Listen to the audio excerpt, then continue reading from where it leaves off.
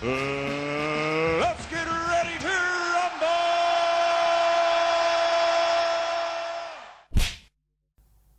He's gonna pay. There are a lot of people that want to get in the ring to you. You have basically your full year all locked up. What is your message to all the other fighters that want to face you? I'm busy this year. I'm busy. I'm very busy. So I'm sorry. How much do you want to see them, though, fight each other to figure something out? No, like I say, I know they want the payday, right? They want the payday, but I really don't understand why they don't fight each other. They need to fight each other, and then I fight the winner of all of them. I don't fucking care. You are here representing. First start, we can drop the juvenile. Oh, you're scared to fight this guy. You're scared. No. He ain't scared to fight that guy. The resume tells you there's no way he's scared to fight Charlo or Benavidez. Unless you're saying that Charlo and Benavidez are better than the likes of Lara, Floyd, Danny Jacobs, Triple G. He's not scared to fight them. And I get the PBC fan base are trying to win some kind of war and get Canelo over there.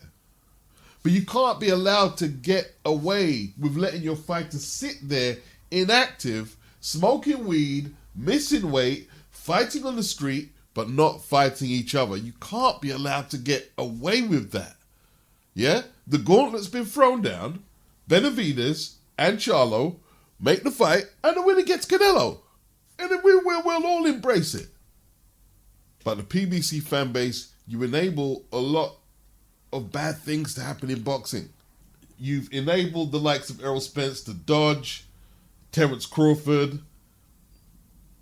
Let Tank avoid the likes of Lomachenko, Devin Haney. Had great offers to fight Tevin Farmer.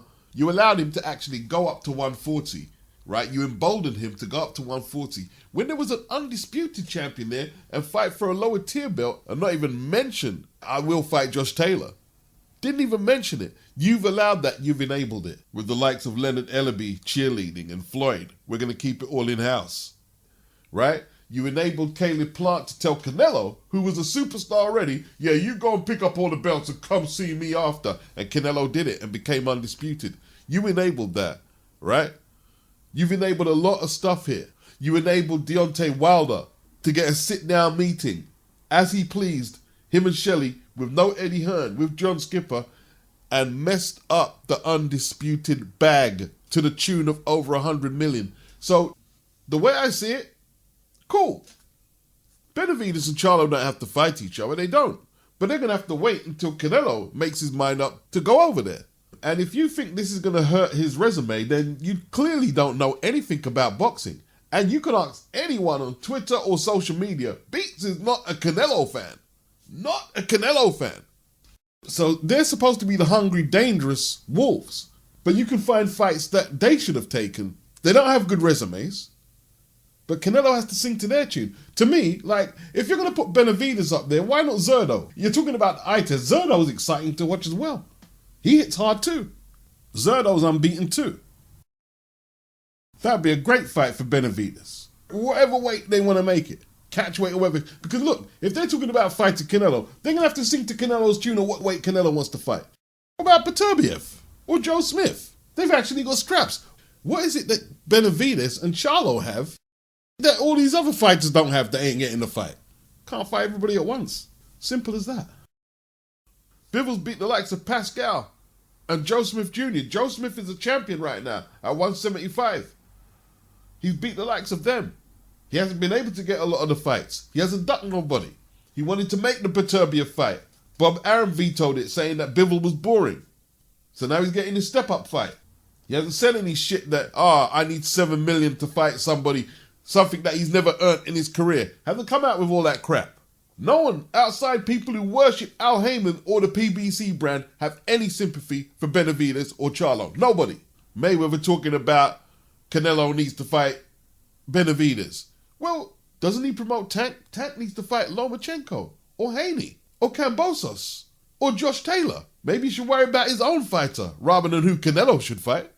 You know what's embarrassing for me is I don't want to big up Canelo more than what I have to because his fan base are just like,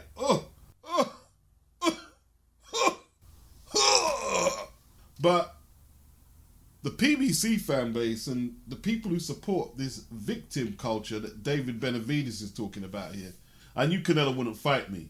He's fought his tough fights. He's a businessman. For him, it's not fighting the best, it's business. Well, maybe if you didn't lose your belts on the scale at the weigh-in and the weed scale, then you'd have something to offer. Do you think Caleb Plant would have necessarily got the Canelo fight if he didn't have that IBF strap? Not because Canelo was afraid of him. He's not scared of none of you. The resume should tell you he's not scared of none of you. You have nothing to offer, right? Caleb was the fortunate benefactor of some shrewd strategizing by Al Heyman. No, I'm not going to pitch Caleb in no hard fights. I'm not going to make Benavidez versus Caleb. I'm not going to make Charlo versus Caleb. No, we're not going to pitch him in there before Billy Joe Saunders or Callum Smith, who gave up their belts to Canelo. We're going to wait to be the last part of the jigsaw so we can now hardball Canelo. That's why Caleb was able to get a bigger purse than Billy Joe or Callum Smith. It's not because he's a better fighter, because he doesn't have a better resume than neither of them, right? When you look at the aftermath of Plant versus Canelo, after the big deal that the PBC fans made about making that fight, you're thinking, well, what was that all about, really? Caleb had never done anything in his career, apart from Uskatagi. Benavidez had the nerve to say, I'm focused on my career, fighting the best fights I can get with the fighters who are willing to fight me, notes Benavidez, who has stopped his last 5 opponents. I'm here fighting for my fans. You're fighting for your fans, but your promoter informed us that you would need $7 million to fight Andrade. Now, Benavidez tried to clean it up, but you are not trying to fight the best. You're losing your belts on the scale, and because you're overeating.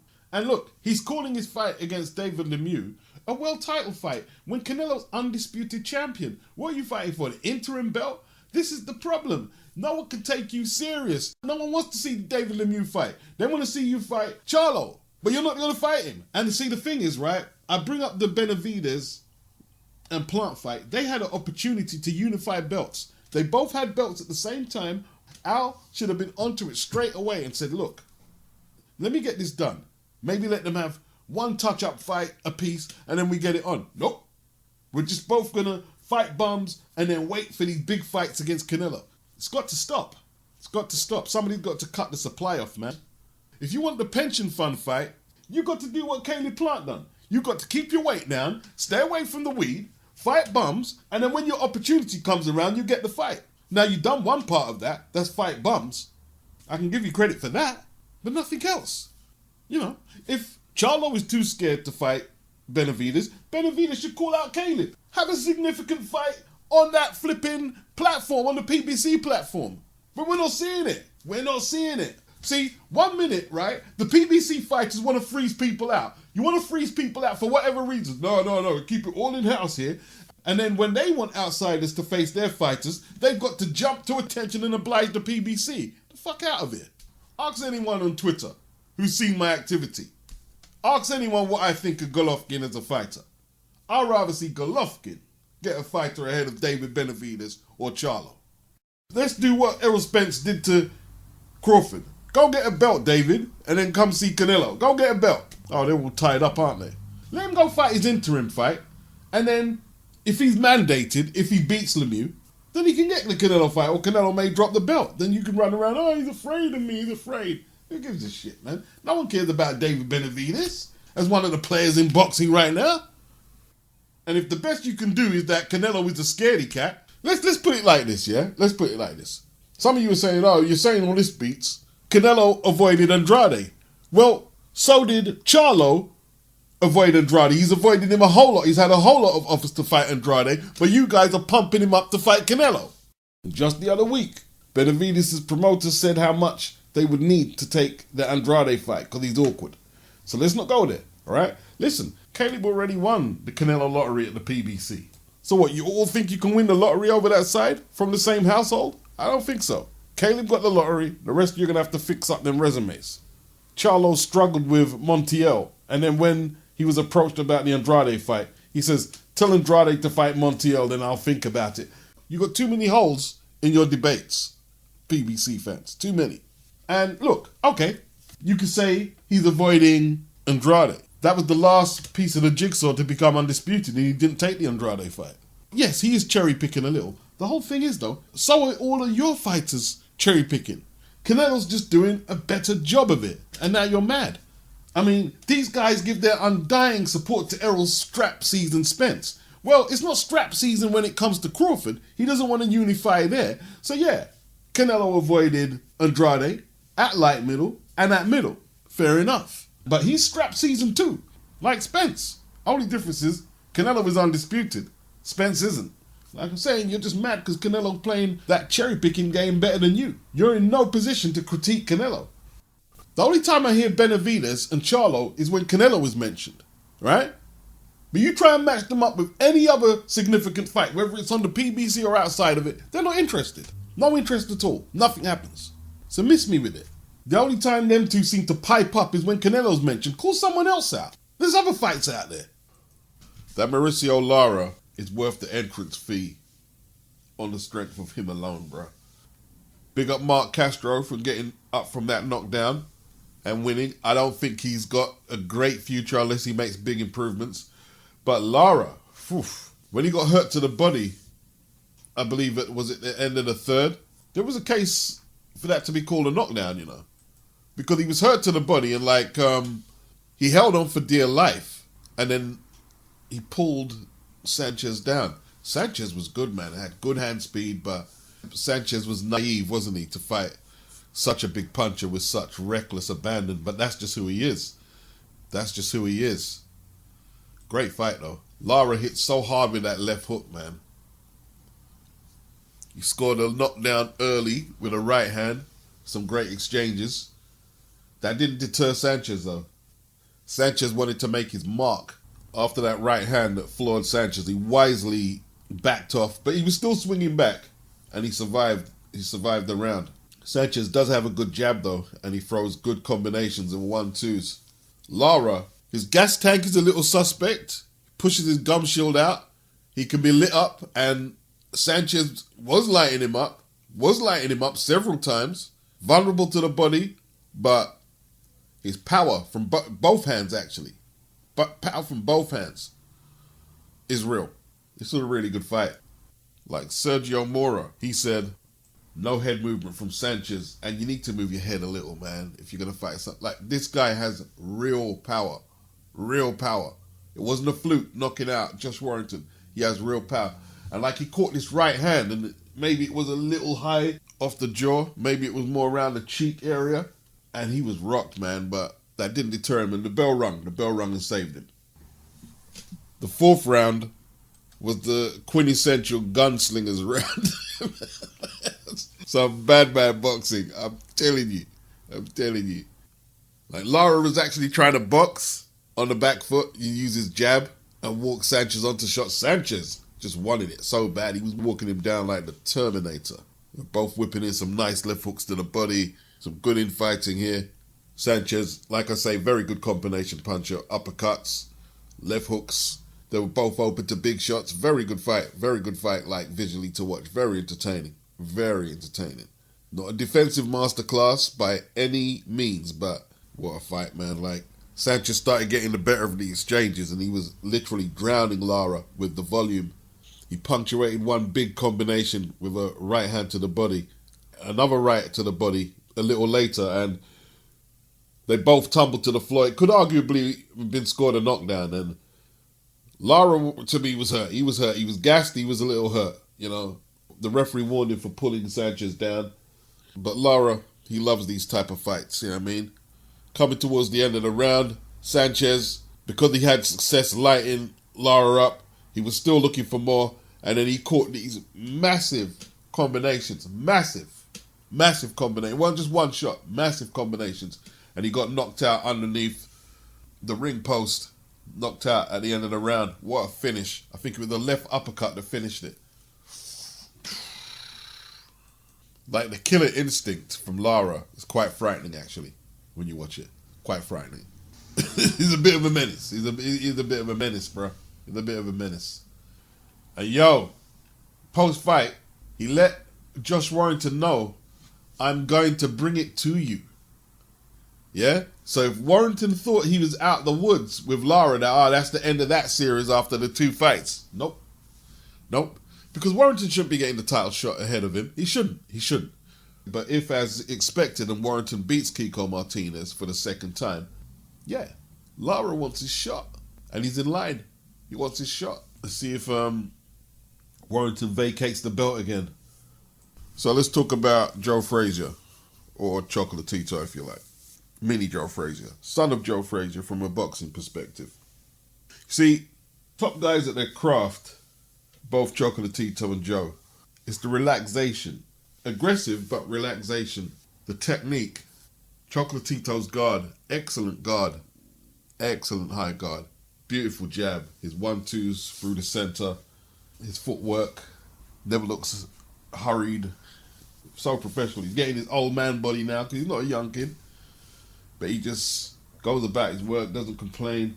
And Team Martinez basically saved Martinez from a knockout by letting him retain that water, by not running off them extra 2 pounds at the weigh-in. Or he would have been knocked out. That's my opinion. He would have been knocked out. A lot of the rounds were competitive for the first 5. Gonzalez was edging it. I didn't score, but it was obvious that Gonzalez was the more accurate puncher out of the 2. Was there a case that Martinez may have won 1 or 2 rounds in the first 5? Maybe. But in the 6th, he got battered, didn't he? A right hook was the first punch that started the avalanche, and it was an uphill battle from there. Martinez, however, very, very tough kid. But, you know, by this stage, he's throwing arm punches and just perfunctory retaliation punches. His legs were like rubber. And I think Gonzalez himself, I know a lot of people ain't going to want to hear this. He's good at fighting at the pace he sets. But because he's an aging fighter now, he can't really up the gear. That let Martinez off the hook as well. Martinez in the 7th, he was trying to rest on the ropes, and Gonzalez bombed him with some shots. And if you're wondering how Martinez took them, look, the water retention, right, is basically a big part of your punch resistance. You could get hurt really badly in there. And if this kid had pushed himself to make the weight on Friday, he would have got knocked out. Because some of the punches he took in the 7th, it's the only way he could have took them. Maybe they got the Grant's gloves on as well, I don't know. But he took some punches that should have really knocked him out. Gonzalez slipped to the floor. But by this stage, Martinez is way down. It's way down on the cards. The 8th was a quieter round. I don't know if Roman's tired, but, you know, he was bossing it. He was the aggressive guy. Anything worth talking about in terms of quality punches landed, it's Roman, isn't it? It's Roman. In the 9th, like, Martinez has tried everything all throughout the fight. He switched stances. He had a pretty good 9th. There was one good combination, but he was quickly put back in his place when Gonzalez landed his 1-2s. That technique Gonzalez has, it's the kind of style that would give the likes of a Usyk or a Lomachenko problems. And don't tell me I don't understand the weight classes. I know it's 2 different weight classes, yeah. I'm just saying stylistically. The way he's able to use his feet to always stay in punching range, that's the type of style that will be effective against that Soviet/Ukraine style. And another round for Gonzalez, another round. It looks like survival is the only goal here for Martinez. The 10th was a one-sided round. Martinez catching some good left hooks on the jaw, and yes, you know, he's taking them, but I've already explained why he's taking them. I think the commentary team of Sergio Mora and the co-commentator saying that they need to look at pulling Martinez out is a bit premature. Perhaps they're trying to embellish on how good Roman is performing, and he is performing very well, but you know, they're trying to make out it's even more emphatic than that. No, not really. He hasn't decked Martinez. He hasn't had him on death's door or anything like that, but it's a steady beatdown, no doubt about that. 11th, the pattern is pretty much the same. Martinez trying to fire back, but he's always second, isn't he? It's always Roman initiating the attack. Martinez tried his best in the 12th to try and salvage something, but he landed some good shots, but Roman won the round. Roman won the fight. Roman ended the round, landing 2 good shots that drove Martinez back onto the ropes. It was an excellent performance. He overcame a 7-year age disadvantage against one of the hottest lower weight fighters in the game. He overcame a younger fighter who didn't tax his body by making the weight, and like Roman's coach said, still had water that he shouldn't have had in his body. He overcame all that and still thrashed him over 12 rounds. It was an excellent performance, has to be said. As I predicted, a Gonzalez win is what it is. I was watching Richard Torres, the American silver medalist from the Beijing Games, and he reminds me of Joe Macy. Anyone else get that Joe Macy vibe about him? Similar physique. Looks like it can hit a little, but how far is he going to go really? And that's not like no knock on Joe Macy. He was an entertaining fighter and made a little buzz for the short time he was around. It was after the Vasily Jirov fight where he was knocked down a few times. Well, actually, it was the Monty Barrett fight. Let's go back. Like, I remember watching these fights on television, right? Back when the BBC was in business and they were putting some good cards from America on free television in the UK. Sunday night, BBC 2. Delayed recordings, but yo, great stuff. Great, some real good fights. Real good fights. Monty Barrett won, right? It was an all New York clash. Let's see, this is the thing. This is what I'm not getting about American boxing. People don't even remember these clashes, man. There's a lot of people who are very new to boxing, or they didn't pay much attention to it when it was happening in real time. This was an all-American New York clash, and this was a big fight in MSG. Neither of them had championship belts, and it was a good fight. And Monty Barrett came back, and he should have been given the decision. From what I remember, Monty was on the floor, but he came back and floored Messi. Sound like I'm talking about football and Lionel Messi. No, Macy. Joe Macy.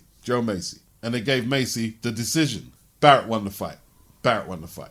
And then he fought Jirov after that, who had the great fight with James Toney. Jirov was basically a cruiserweight, and he was floored a few times by Jirov in the late rounds.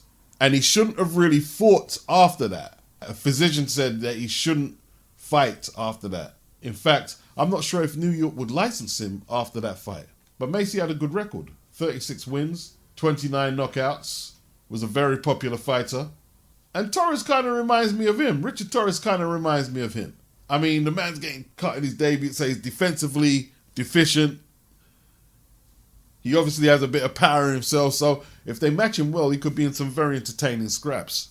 But there might be a limit on what he can actually achieve at the very top. But we'll see. Maybe he might achieve beyond what I believe that he can. We'll see. His opponent, Melson, was a cruiserweight, 6-3-0. And like the first round was wild. Like the first knockdown, it was kind of like he brawled him and hit him also. And down went Melson, bleeding badly from the nose. He got back up and he was down again. Looked like the referee waved it off, but no, he let the fight carry on. Did Melson catch Torres with a punch, or was it a head clash? He was bleeding himself now. But, you know, he's just wading in there, brawling. That's his style. This is what he does, you know what I mean? He's looking for a knockout and he's looking for a fight. And he'll get both. He'll get knockouts and he'll get a fight, and he'll get cut and he'll get hit. The two continued to brawl into the second round. A left hook caught Melson, he went down. And another left ended the fight. It didn't look like a clean punch to me, you know what I mean? But down goes Melson. It wasn't exactly polished. It was entertaining. The crowd loved it.